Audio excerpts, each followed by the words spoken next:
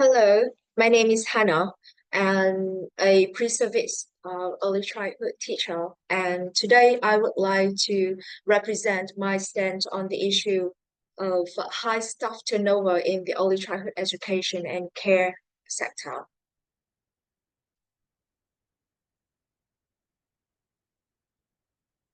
So everything started from my personal experience that over 1 year of working in various child care centers. I realized that there is such a high rate of staff turnover, which severely affect on children development, colleagues, centers, and also the society. So which trigger my curiosity and wonder why some staffs are leaving and some staffs are still staying, and which motivate me to work on this topic, to work out the reasons and also to suggest recommendations to reduce the high staff turnover rate in the early childhood and education sector. So first of all, how high is the staff turnover in the early childhood education and care? The rate, the Australian Childcare Alliance reported the rate each year of more than 30% of staff turnover for over a decade in Australia, and the move between centers, educators averaging of 3.5 years tenure within a center. And especially since COVID-19, the staff turnover has increased in 50% of 3,300 early childhood um, education and care services surveyed, and which is a very high and warning rate of staff turnover, and also create a staff shortage in which the Australian Childcare Alliance called a national workforce crisis. In particularly, the National Skills Commission's labor market insights predicted an increase in demand of ECEC educator and teachers demand of by almost 150,000 until 2026. In addition, the cheaper TRICARE legislation can also increase the demand by 37,000 extra places nationally. However, despite an increasing demands predicted, they still affect about the vacancies not being filled. Of nearly half of 4,500 job vacancies remained unfilled in the first 6 months of 2021. And in 2022, the problem was even more serious due to low unemployment rate and COVID-19 impacts. And among that context, the indigenous, the ACAC workforce rate is still very low, just almost 3%.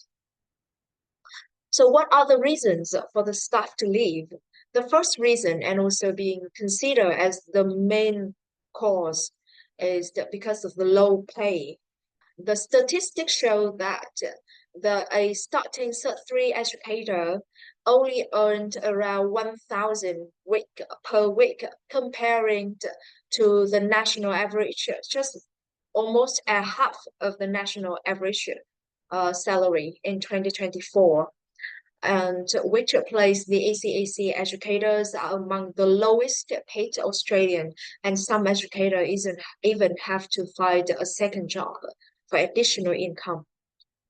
The second reason for the staff to leave is the challenging working condition, including managing behavioral difficulties, burnt out due to the overload at work, leading to the mental and physical health of staff, and especially the challenges in recruiting and retaining indigenous staff, few staff fluent in local language, and a lack of systematic cultural competency training, which plays much more difficult in for Aboriginal and Torres Strait Islander staff.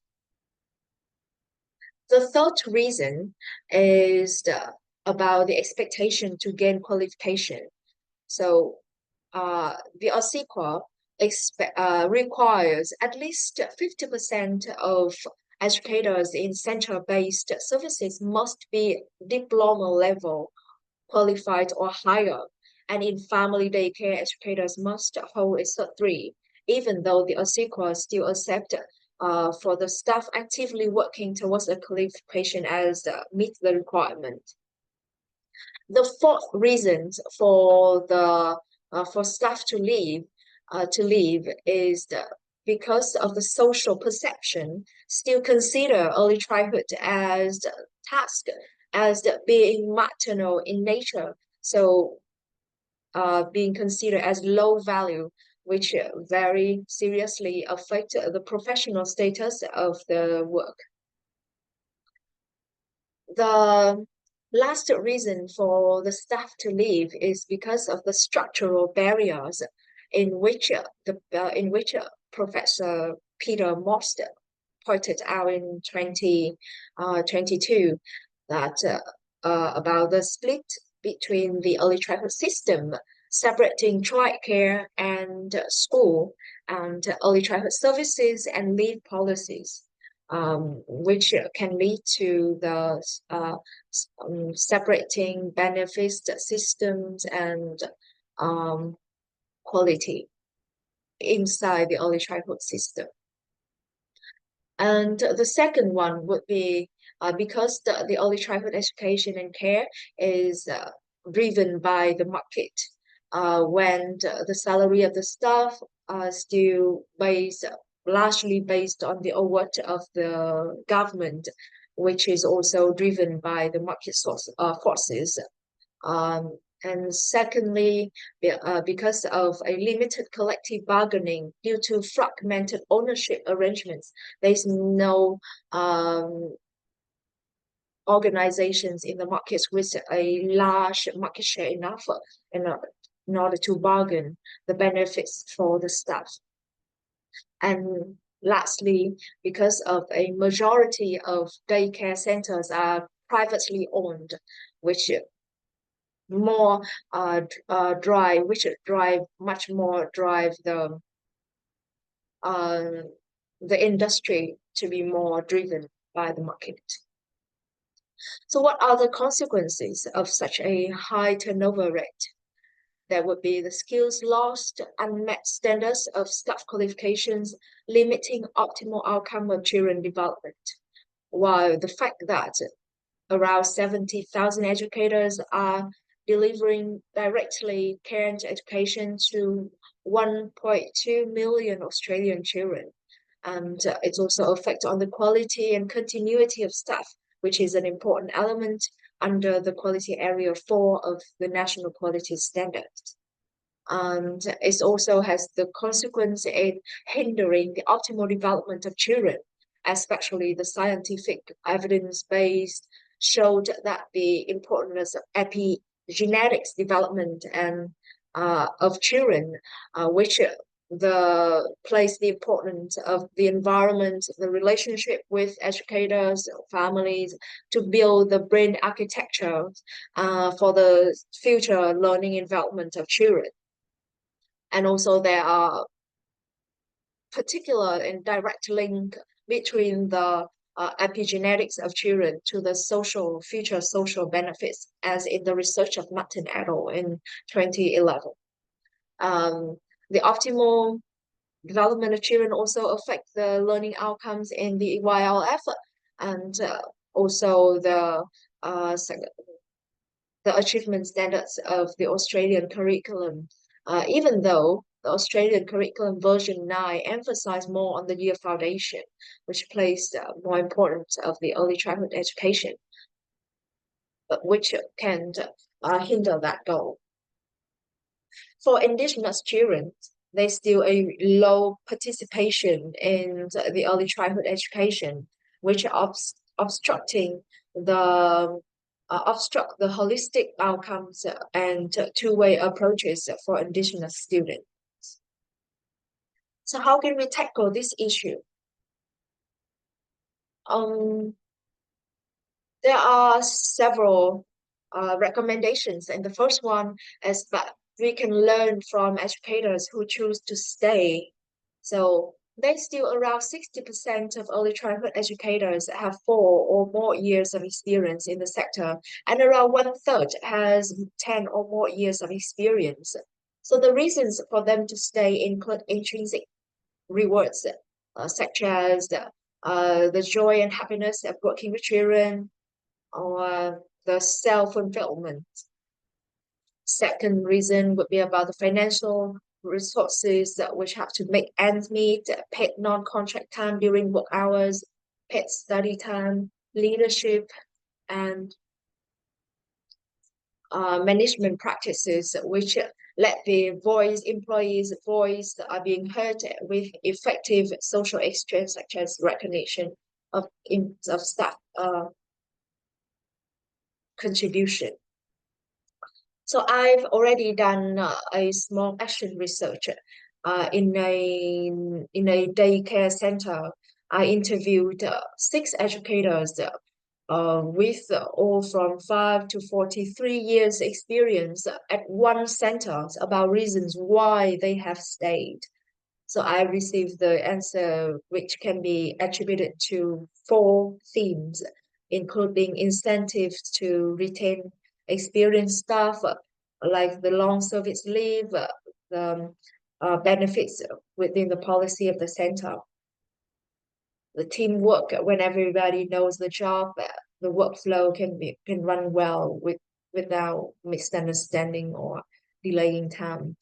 Uh, the third theme would be about family, sending children to the center, are very supportive and responsible. And the last one would be a sense of being, belonging, and becoming. The second solution is to improve the staff experience. Is about the internal structure. So Menchington pointed out that if we plan the staff experience the same with the children learning experience, we can benefit from that. Such as we care about the environment, communication patterns, freedom of choice, understanding behaviors, and support self-esteem for the staff, so they can which can help to reduce the staff turnover rate. This is also a part of postmodernism school, in which the discourse of meaning making focusing more on communication, work out the context to find out the solution which is best suitable for the context, rather than just merely caring about the quality. The third recommendation is about financial and systematic support. The Albanese government announced a total of 15% pay rises for ECEC educators from December 2024. On top of that, there is a package of measurements of $72.4 million to support the skills and trainings needs, especially for regional and First Nation services. Peter Morse suggested a fully integrated and public system of early childhood in which care and education will be combined in one system and fully funded by the public, which um, have to create high quality and retain good staff, and have to steer the industry away from the market forces. The fourth recommendation is about the community of practice, in which we can um, use the community for the remote indigenous workforce. We can use the community deliver training of mainstream qualifications. So the staff, indigenous staff in remote location don't have to travel too far to get a mainstream qualification in ECEC, which help them to which have to deal with the needs and the staff shortage in remote and indigenous remote area for indigenous staff there. Some organizations like BU, Bright also support mental health and resilience of staff, and some professional prestigious organizations such as the Australian Curriculum, the ASIQA, the EYLF, and uh, also have professional trainings for the staff and staff for the staff.